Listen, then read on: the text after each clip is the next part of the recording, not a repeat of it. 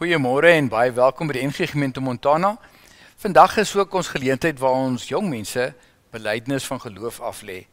En daarom is die tema van die preek ook so ingeklee dat ons bietjie gesels oor belydenis, belydenisaflegging. Kom ons word stil voor die Here. Simon Petrus het geantwoord: U is die Christus, die Seun van die lewende God. Die Here wil jou groet waar jy is, daar voor die skerm vanoggend, en daarom genade en vrede vir jou van God ons Vader, wat sy Seun na hierdie wêreld toe gestuur het, van Jesus, die gekruisigde, en van die Heilige Gees, wat ons aan Christus verbind. Amen. Kom ons word stil voor die Here.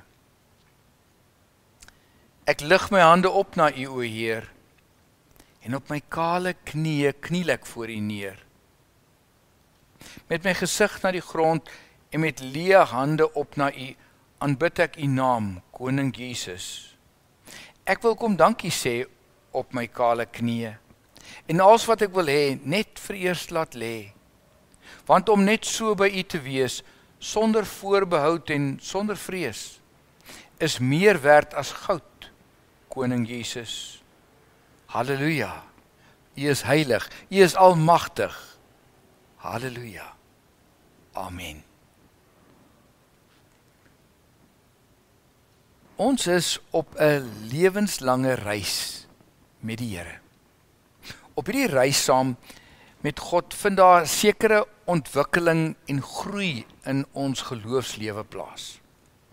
En daarom praat ons van geloofsontwikkeling, en ander mense praat weer van geloofsvorming, maar beide van hulle is maar eintlik dieselfde, weerskante van dieselfde munt. Wisselterme as jy wil. Maar dit wil iets vir ons skets van 'n geloofsreis, wat ons saam met God het, maar ook saam met 'n geloofsgemeenskap.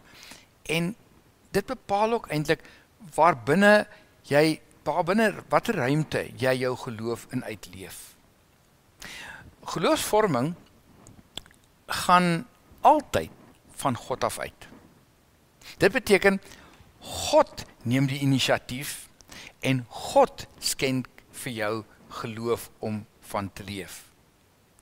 Maar as 'n lewenslange reis of 'n proses van groei, is dit nie net 'n eenmalige proses wat op 'n stadium met jou gebeur nie. So, vandag is belydenisaflegging van jong mense. Dit beteken nie dat as jy hier belydenis aflê vandag, nou het jy gekom waar jy wil wees en jy's nou klaar. Jy het nou alles geleer van geloof nie. Nee, hierdie is eintlik net soos 'n plekkie op jou geloofsreis, of 'n geloofsmerker as jy wil. En as 'n mens nou bekend is met dinge soos met 'n GPS, 'n waypoint op jou roete. Geloofsvorming is dus juis nie 'n eindpunt nie. Maar God leer ons, God vorm ons deur sy Gees, maar hy gebruik ook medegelowiges op ons geloofsreis om ons, en uiteraard vandag ook jong mense, te begelei. Geloofsvorming hou ook eintlik rekening met die verskillende fases waardeur mense beweeg. Ons is nie altyd jonk nie, ons word ook ouer. Ons word soms in 'n stadium in ons lewe waar mense sê, jy's bejaard. En in dit alles leer ons elke dag om anders te glo, nuwe dinge te ervaar. En ons gaan deur sogenaamde lewensdeurgange, wat vir ons telkens sê, maar hier's 'n nuwe plek in my lewe. Hoe lyk jou geloof dan? Wat vorm jou geloof as jy daar is? Ons ervaar in ons geloofslewe verskillende hoogtepunte en laagtepunte op hierdie reis. En hoewel ons deur hierdie lewensfases gaan, is elkeen se lewensreis eintlik uniek. Nie twee van ons sin lyk dieselfde nie. En die konteks waarbinne dit gebeur is ook nie dieselfde nie. En daarvoor moet ons ook erkenning gee. Maar ons kan binne hierdie geloofsreis telkens God se betrokkenheid in ons lewens vier. Ons moet dankbaar wees daaroor. Praat daaroor, vertel mekaar, deel dit. Sodat ons sien hoe ons eie geloof gevorm word, maar ook help om ander se geloof te vorm. En al hierdie goed noem ons roetemerkers op ons geloofsreis. Maar roetemerkers is nou nie sakramente nie. Daarvoor het ons die doop en die nagmaal. Dis eerder punte in ons geloofsreis, wat ons geloof verdiep, en ons ervaring van God en sy teenwoordigheid by ons kosbaar maak. Maar die Bybel ken dit ook, dis nie vreemd aan die Bybel nie. Een van die funksies van geloofsmerkers of roetemerkers, is dat ons juist help om met belydenis te kan sê, dis wat ek glo. Wat bely ek? Wat bevestig ek? Wat wil ek saam met ander mense sê, as ek dit doen? Of die vraag van môre sou net so kon wees, wat glo ek? En dis maklik om te antwoord, en baie moeilik om te antwoord. En dis wat hierdie groep jong mense vandag gaan doen. Hulle gaan hulle geloof kom bely, of verklaar as jy wil. En dan gaan hulle 'n verbintenis maak. Ek sukkel nog 'n bietjie met verbintenis, en sou eerder sê, ons verstaan baie goed as iemand sê, ek het 'n commitment gemaak. Dis iets wat ek sê, wat ek graag gaan wil doen, en dis 'n baie belangrike roetemerker op hulle geloofsreis. As ons in die Bybel lees, sien ons reeds in die Ou Testament hoe mense hulle geloof bely het. 'n Bekende voorbeeld daarvan vind ons in Deuteronomium 6 vers 4. Daar staan, luister Israel, die Here is ons God, die Here alleen. En dan sê hulle dit by geleentheid, wanneer hulle by mekaar is, wanneer hulle geloof amper in herinnering bring. En dan in Markus 12 vers 29, en het is belangrik dat ons hierdie verbintenis tussen die twee teksverse sien, want Jesus sê dit ook. Hy haal dit so aan, luister Israel, die Here ons God is die enigste Here. En daarom is dit vir ons ook goed om dieselfde woorde op daardie baie gekondenseerde manier te kan sê. In die tyd toe Jesus op aarde was, het die vroeë Christene dikwels hulle geloof bely met die woorde, Jesus is die Here. Ekskuus, in die tyd nadat Jesus op aarde was, het hulle gesê, Jesus is die Here. En mens sien in hierdie belydenis, en soms bietjie met ander woorde, reeds ook in die Nuwe Testament meer daarvan. En 'n voorbeeld daarvan sou wees 1 Korintiërs 12 vers 3, en daar staan, niemand kan sê, Jesus is die Here, behalwe deur die Heilige Gees nie. En ook in Filippense 2 vers 11, elke tong sal bely, Jesus Christus is die Here, tot eer van God die Vader. So die vraag bly, wat glo ek, of waartoe commit ek my? En in hierdie vraag en in die antwoord daarvan, is dit eintlik wonderlik dat die Heidelbergse Katekismus ons hiermee help. En die eerste en die tweede vraag is nogal van toepassing. En as mens dink dat hierdie dokument in 1619 vir ons gegee is as 'n dokument vir die hele kerk, dan is dit eintlik besonders. Vraag 1 vraag, wat is jou enigste troos in lewe en in sterwe? En die antwoord is dan, dat ek met liggaam en siel in lewe en in sterwe nie aan myself nie, maar aan my getroue verlosser, Jesus Christus behoort. Hy het met sy kosbare bloed vir al my sondes ten volle betaal en my uit alle heerskappy van die duiwel verlos. Hy bewaar my op so 'n wyse dat sonder die wil van my hemelse Vader geen haar van my kop kan val nie. Alles moet inderdaad tot my saligheid dien. Daarom verseker hy my ook deur sy Heilige Gees van die ewige lewe en maak hy my van harte gewillig en bereid om voortaan vir hom te lewe. Een vraag met een antwoord en dis so baie gesê. En dan vraag 2 die volgende, hoeveel dinge moet jy weet om in hierdie troos salig te kan lewe en sterwe? Eintlik vra, nou wat moet ek doen? Die antwoord 3 dinge. Ten eerste, hoe groot my sonde en ellende is. Ten tweede, hoe ek van al my sonde en ellende verlos word.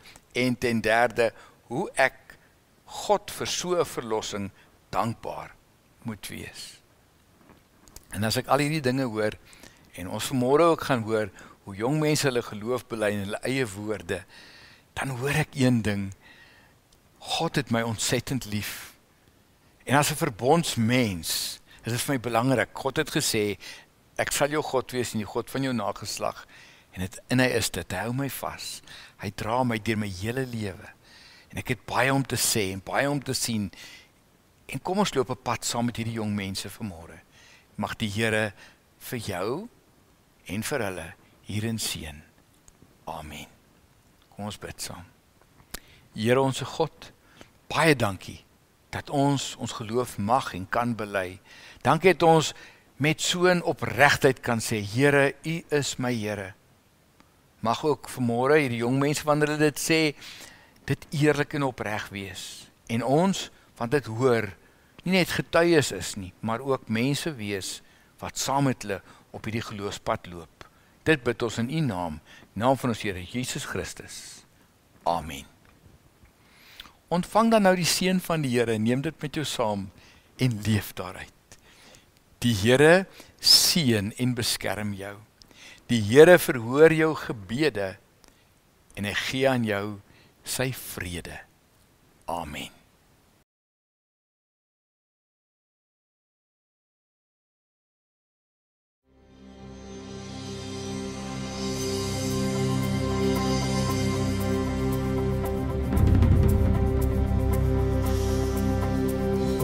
Vaste fundamente het God sy kerk gebou. Apostels en profete het ons dit toe vertrou.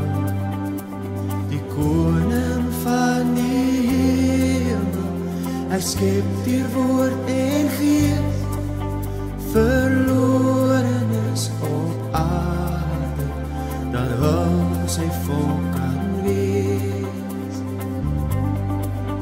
Hy roep uit alle volke, 'n volk vir hom te saam, een in geloof en werke, een in sy heilige naam.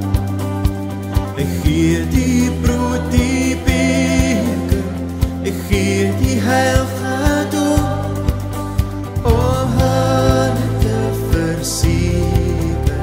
ek het jou dier gekoop.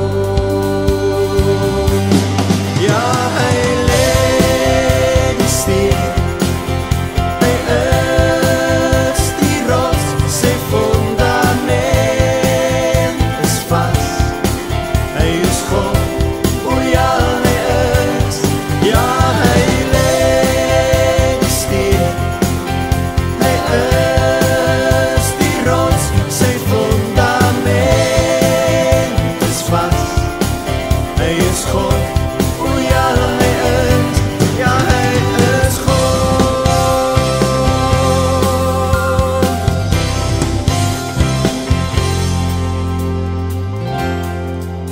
O Heer, skryf in ons harte, dat ons dit nooit vergeet, al pynig ons die smarte, al martel ons die leed. Die kruis van ons verlossing sluit vergesigte oop in 'n verwarde wêreld, bring dit weer vaste hoop.